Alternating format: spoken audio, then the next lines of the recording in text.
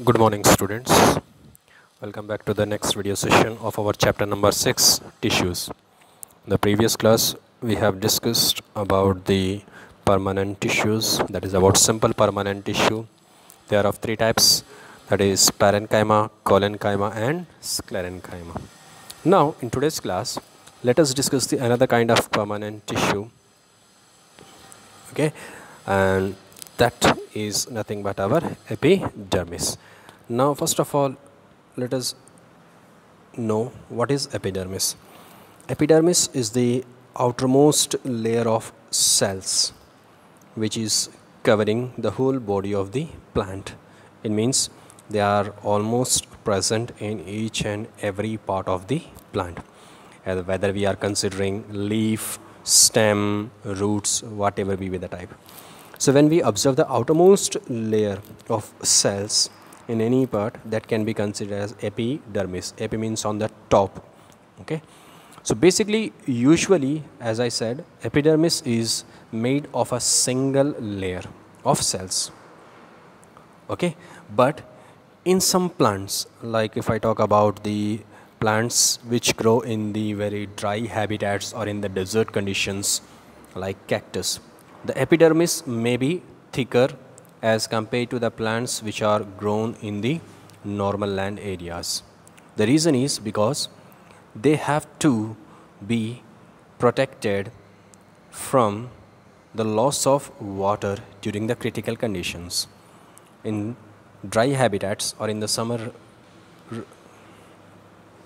or in the desert, whatever be the plants which are grown in these desert regions, what happens when they are exposed to this extreme climatic conditions or to the extreme hot climatic conditions, the water gets evaporated from these plants, which may lead to the death of the plant. So to prevent that loss of water, the epidermis is thicker or it is multiple layered. So the entire surface of the plant has an outer covering of epidermis which is very thick, and as usual it is also present in all the plants because it provides protection to all the parts of the plant. Now the epidermal cells which are present on the aerial parts of the plant, that means on the surface part of the plants, sometimes they secrete a very waxy or a water resistant layer on their outer surface. So they are going to secrete a very sticky wax like material. This is adding an extra protection against the loss of water as well as any kind of mechanical injury and invasion of parasitic fungi. Okay, these all will be, from all these the plant is protected by this waxy coating. Now since it has a very protective role to play, the cells of epidermis tissue is forming a continuous layer without any kind of intercellular spaces in between them. So they don't have any kind of intercellular spaces in between them. They are continuously because they have to play a protective role. Now most of the epidermal cells, they are basically fat,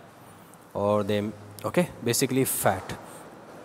And at the same moment their outer and side walls, they are thicker as compared to the inner walls. So the layer which is present towards the outer side and towards the sides is thicker as compared to the inner walls of the epidermis. At the same moment, we're going to observe certain pores or small pores in the epidermis of the leaf, and those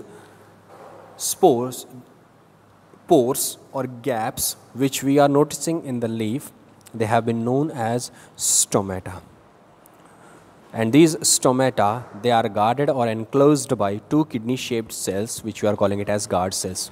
So the opening and closing of the guard cells is necessary for the exchange of gases with the atmosphere, and at the same moment there is another process, transpiration, through which loss of water takes place in the form of water vapor, that also takes place through this stomata. Now we know that which gas is required for photosynthesis. Basically the carbon dioxide gas is required by the plants for the process of photosynthesis. What can be the role of this transpiration in the plants? Transpiration is maintaining the surrounding temperature of the plant so that the loss of water or the excess amount of loss of water from the plant can be prevented. Now, when we look at the epidermal cells of the roots, whose function is basically absorption of water from the soil. So they basically, or they commonly bear long hair like parts, which is going to increase the surface area of the root so that the absorption can take place at the maximum level. Whereas if you talk like in certain plants like desert plants, where I told that epidermis has a very thick waxy coating on its surface, that we are calling it as cutin. It is one kind of chemical substance which has a waterproof quality. So cutin is secreted by the desert plants or the epidermis of the desert plants, which prevents the loss of water. Okay, so now as the plant grows older, as the time passes and as the plant grows older, the outer protective tissue undergoes certain changes. It makes certain changes in that one.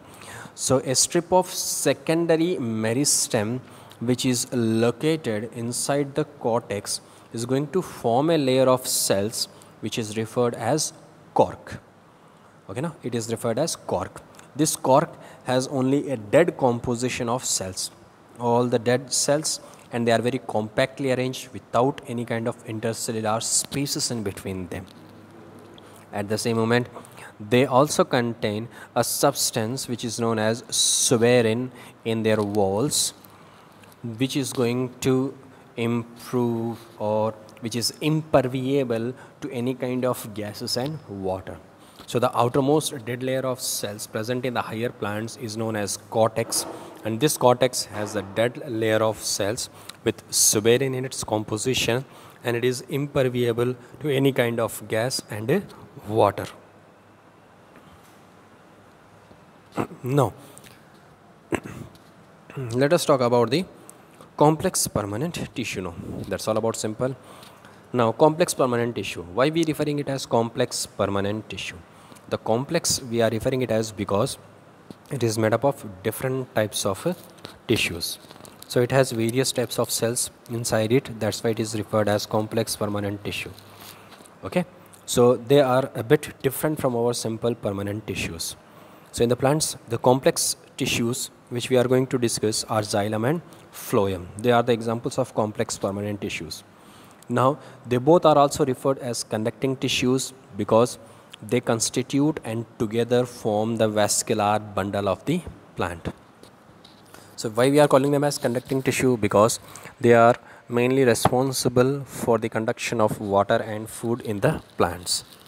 Okay, that's why they have been referred as conducting tissue.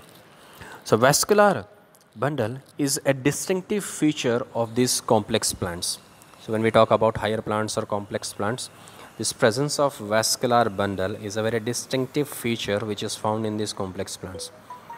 Okay, so one which has made possible their growth and survival in the terrestrial environment. So vascular bundle is one type of adaptation which is acquired by the complex plant, which has made possible for these plants to survive on our terrestrial environment. Okay, so when we talk about the xylem and phloem, basically xylem consists of 4 different types of cells: tracheids, vessels, xylem parenchyma, and xylem fibers.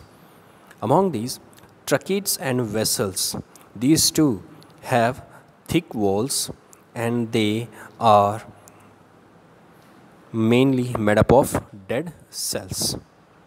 Again, I am repeating, tracheids and vessels have thick walls and they are mainly composed of dead cells.